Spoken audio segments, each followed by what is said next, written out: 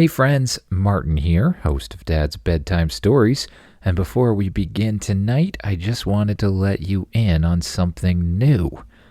As a father, storyteller, and educator, I know how powerful and important reading can be.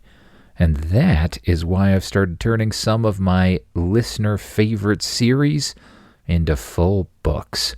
Many of you know that my Cards of Power book is out already, and I just released Wizardcraft 2.0, a polished and expanded version of the Wizardcraft adventure, following a character named Oliver, named after my son, as he's pulled into a digital world where he has to build a village, master magic, and face the Wizard King.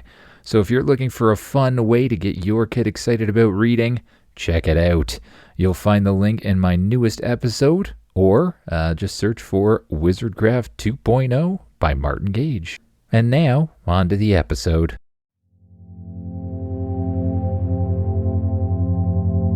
Hello, friends from across the nation and around the world. I'm Martin, and you are listening to Dad's Bedtime Stories. Tonight, we're going to be headed back into a universe that I haven't done in almost a year now. The Shelfie the Elf universe. Now, if you like this episode, there are 5 others already available that I did last Christmas season.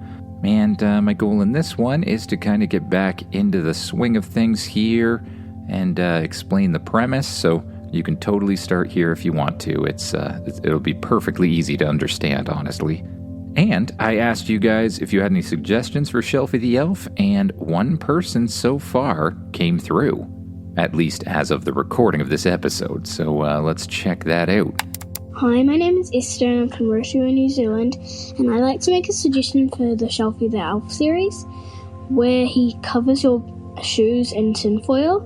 I know this could actually happen to me. And those boots can make you fly on Earth, and he comes with you. And then he takes you into space, and you travel to another planet, and those boots keep you safe when you're in space.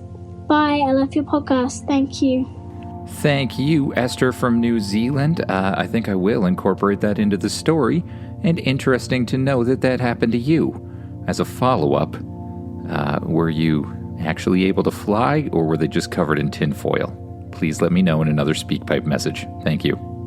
Now, if you like the podcast, don't forget to rate it, review it, comment on it, share it with your friends. And, of course, if you're willing, join Patreon. But I think I will get right on with the story now. Get as comfy as you can in that bed, close your eyes, and imagine yourself doing what the kid in the story does. You're fast asleep when a noise starts to make its way into your mind. You slowly open your eyes, but you lie still for a while, still under the blankets. The room is quiet, but you hear something else coming from outside your room. At first, you wonder if someone else is still up inside your house. You hear a tiny whoop of laughter, a clatter, a squeaky cheer like a crowd of mice or applauding for something. You open your eyes all the way. That is definitely not a normal sound from your house. You hold your breath for a minute and listen harder. And there they are again. Little thumps, little rustles, and you're pretty sure you hear the faint sound of jingle bells coming from somewhere outside your bedroom. Maybe the living room? You sit up and sneak over to your door. You ease the door open just a crack and peek through it to make sure no one else is there. Luckily, no adults in sight. You quietly open the door the rest of the way, and as sneakily as possible, you head out of your bedroom and towards the living room. The closer you get, the louder the sounds become. It's like like the world's tiniest party or something like that. Once you're close enough, you peek around the corner, look inside the living room, and your mouth drops open. The entire place is turned into a toy city of chaos and joy. There's tiny little strings going from place to place all throughout the living room. Are those tiny zip lines? You wonder. Your action figures are clipped onto them, zooming across the room with little tiny plastic arms flinging aside. Over on the couch, every stuffed animal in the house is bouncing up and down like the entire couch is a trampoline park or something. Some of them are even doing some pretty awesome flips and flops onto their back. You blink twice, and then you see the slide.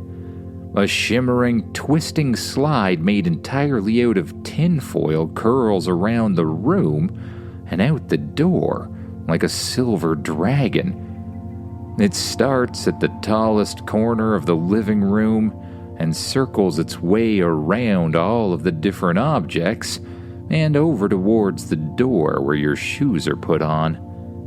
And right in the middle of it all, standing in the center of the living room, is a very familiar figure. He's about as tall as your forearm, wearing a bright red outfit and a pointy hat, with a little face that looks painted but somehow alive. His hands are on his hips, his eyes shine with mischief. Shelfie. You haven't seen him since last Christmas, and for the last few weeks you started to wonder if he'd come back this year. And now, here he is, in the middle of a wild midnight party with every toy you own. You gasp, and the toys notice you. Suddenly, every toy freezes, the music stops, wherever that was coming from.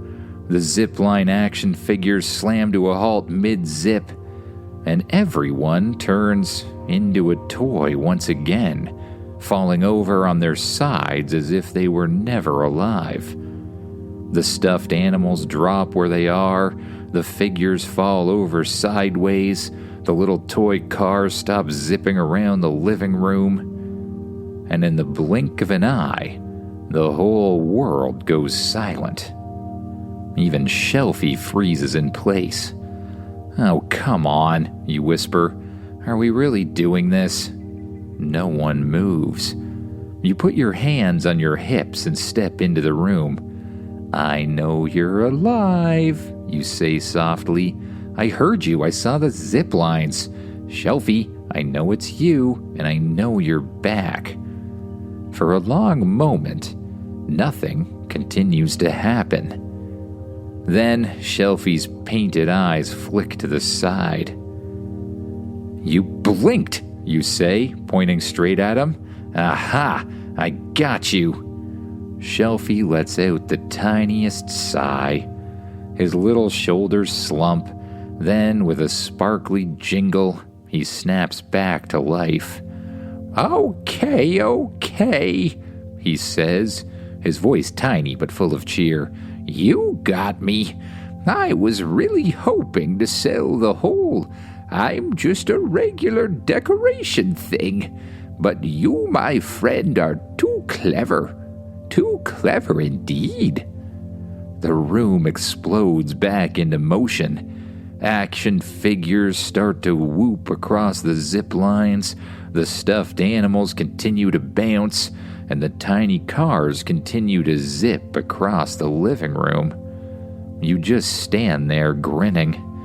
"You're back," you say. Shelfie grins back at you. "Of course I'm back.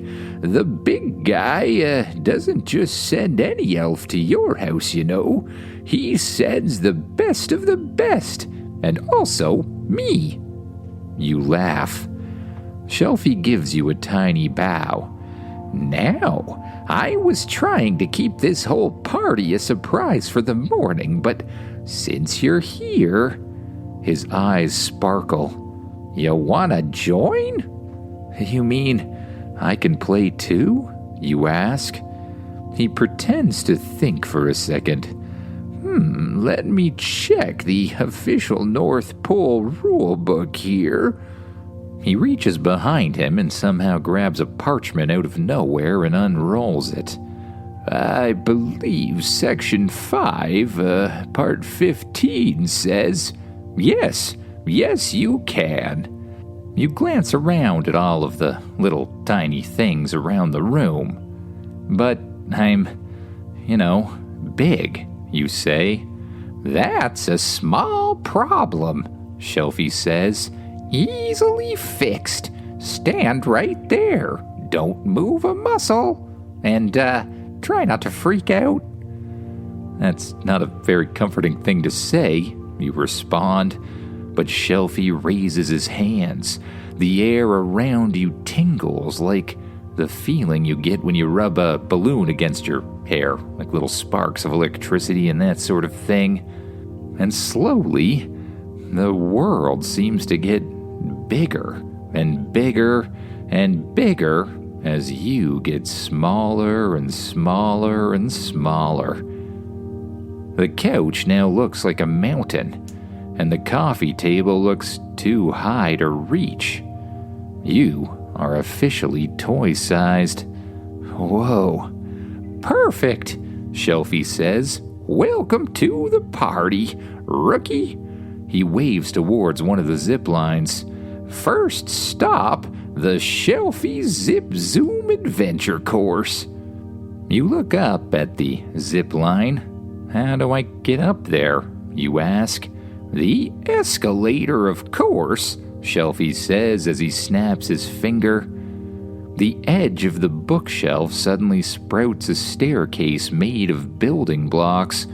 They rearrange themselves into perfect steps and slowly start moving up in a little circle, just like an escalator. Are you sure that's safe?" you ask. "Do you trust Christmas magic?" Shelfie asks. You think for a second. I think so." "Good answer," he says, fastening the harness around your waist. "Now just head up there, hook on, and let her rip." You step on to the little escalator made of tiny blocks. They float you up higher and higher and higher into the room. It feels like you're at the top of a mountain. At the top, you step off onto a little platform, and an action figure waves hello to you, one of your favorite ones. "Here, I'll hook you on," the action figure says. He grabs a little rope from your harness, snaps it onto the line, and says, "All right, the basic rule here is to hold on." Okay, you say. "On 1, 2, and the action figure pushes you off the side. You suddenly start sliding across the line through the room. You scream as you zip to the other side. You race high above all of the other figures that are dancing and playing until you end up on a bookshelf. You unclip the harness, move over to a second line, and clip it back on. You take a deep breath and jump off the side. Once again, you zip across the zip line, which you're now pretty sure is made of dental floss, until you arrive at the couch. Shelfie floats up in the air and lands on the couch beside you. "Now, are you ready for some trampoline fun?" he asks. "I used Christmas magic to make it a little bit bouncier." You look down onto the cushioned part of the couch, take a deep breath, and jump onto it. Sure enough, maybe because of your small size, and maybe because of the Christmas magic, you bounce easily, flinging yourself high up into the air again. You allow yourself to fall straight onto your bum, and you flip up into the air one more time. Honestly, it's super fun. You bounce from cushion to cushion, trying front flips and back flips. The whole thing is incredible. "Good job," Shelfie says. "Now, for one last fun thing, you think you can make it up to the top of the shelf?" he asks, pointing up to the corner above the couch. "I'll give you a double bounce," he suggests. Okay," you say as you continue to bounce up and down on the couch. Shelfie watches you go up in the air, and just as you start to move down, he releases himself from flight and falls down with you, hitting the trampoline couch at just the perfect time to give you a little extra oomph. You sink deeper before flying up in the air, waving your hands around like crazy. Luckily, it seems that Shelfie gives you a little magical boost as well. It feels like the air itself catches you underneath and gently lifts you up onto the platform, right beside the gigantic slide made entirely out of tinfoil. It doesn't actually look like it should be structural. Shelfie, are you sure this is safe? It looks like it's literally just made out of tinfoil. There's nothing holding it together or anything." "Of course it's safe," Shelfie says. "As safe as anything else made with Christmas magic. I've also enhanced the slipperiness of it. Just give it a go. I'll keep an eye from up here," Shelfie says as he floats up beside you. You look down at the slide as it winds around the room again and again before dipping out of the place and landing over by the door where your shoes are kept.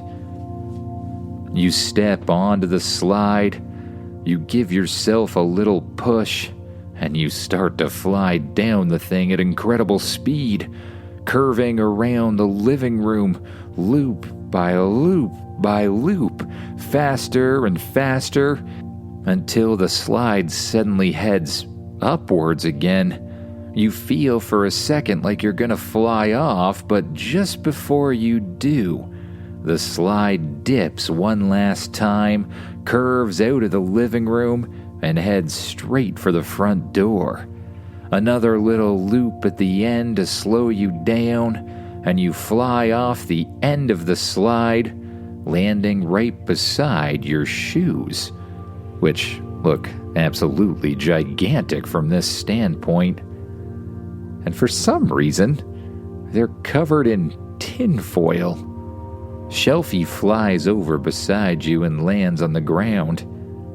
Shelfie, why are my shoes covered in tinfoil?" you ask. "Oh, well, that was gonna be a surprise for the morning, but since you're here, why don't I show you?" he says. Then he begins waving his hands again. Little sparkles that look like tinsel fly out of them and spread around your body.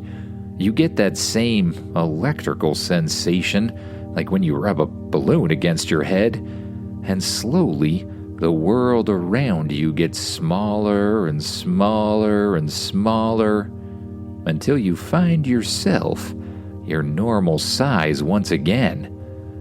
"Put on the shoes," Shelfie says. So you do just that, sliding a shoe on each of your feet, tightening the laces, being careful not to mess with the tinfoil that's kind of wrapped around them, and standing up tall. "So, what now?" you ask. "Well," Shelfie says, "look down." You look down and you realize that somehow you're floating up off the ground. You wave your hands for a second and fall to the floor. Whoa, careful there. I infused that tinfoil with a very special magic. It should allow you to fly and create a protective barrier around your entire body, keeping the air warm and, well, breathable. In fact, it's so safe that even if you were to travel all the way to the moon, you'd still be fine.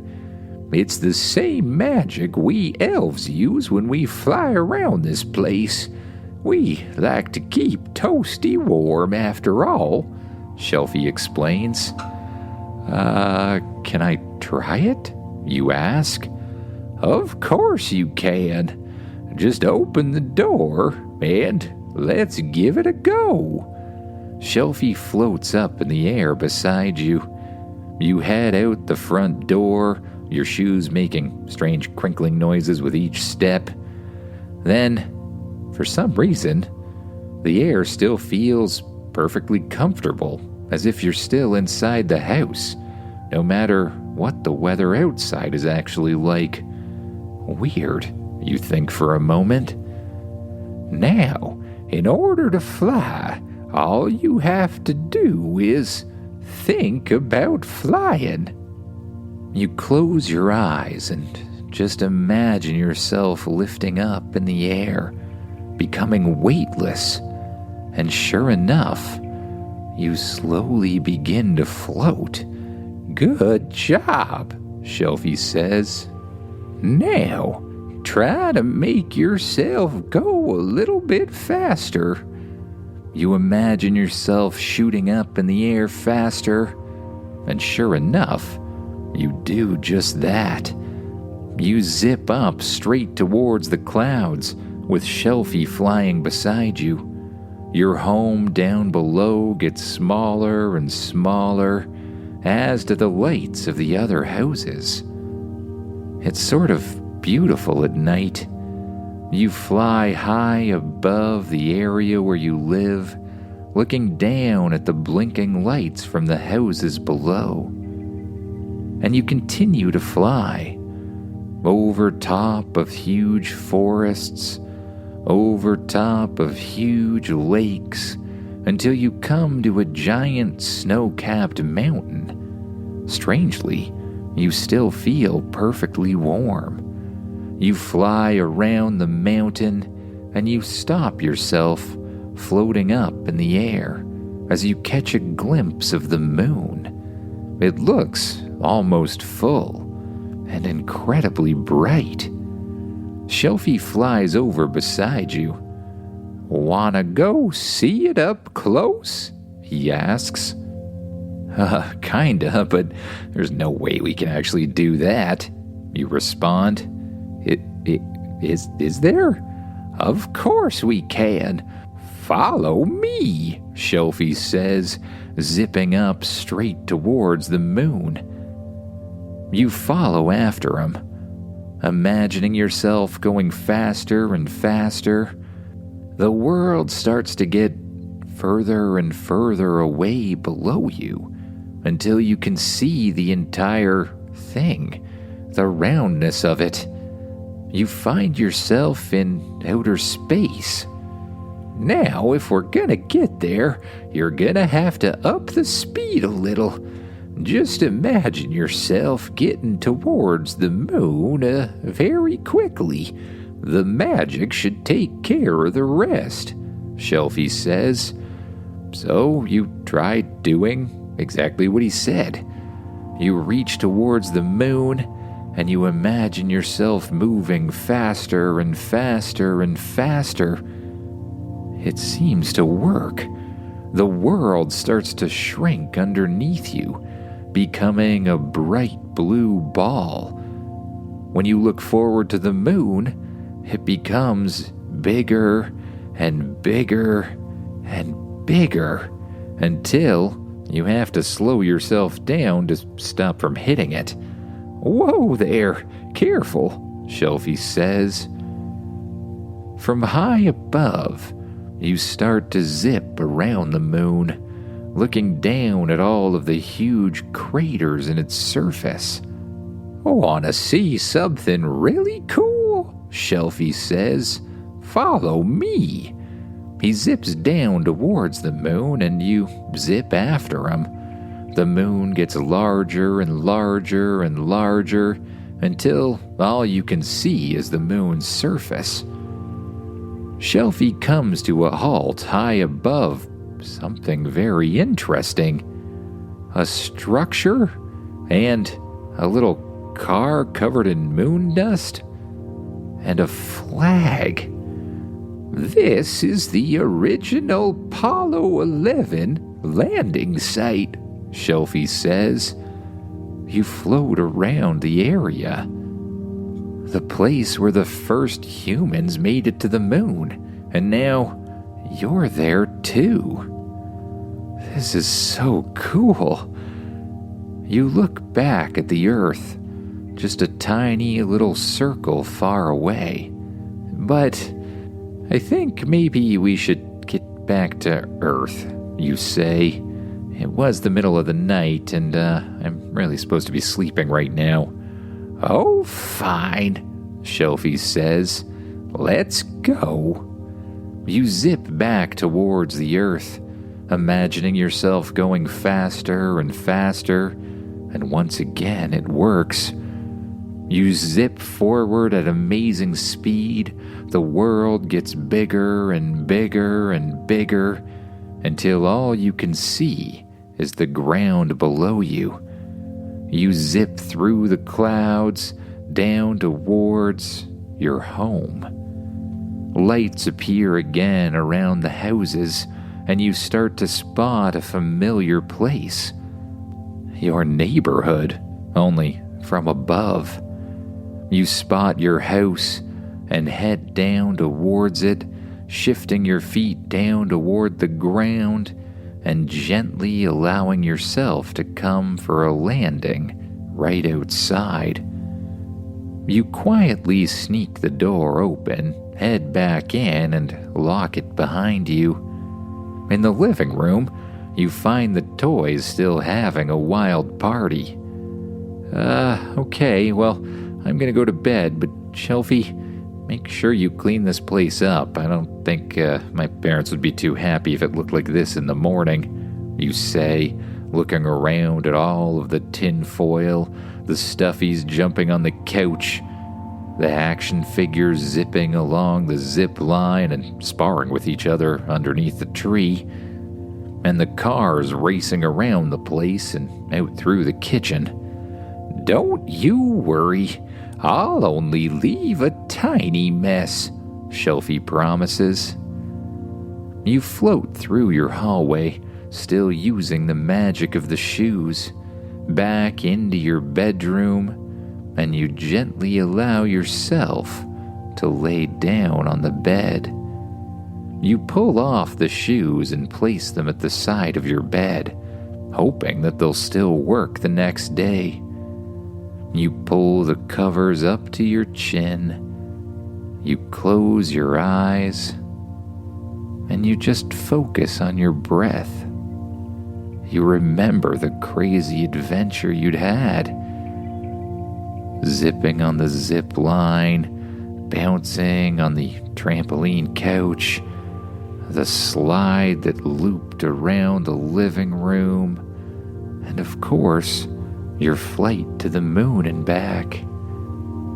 And with each breath, you sink down deeper and deeper into the mattress, and your mind begins to wander off to thoughts of new adventures and new dreams to come.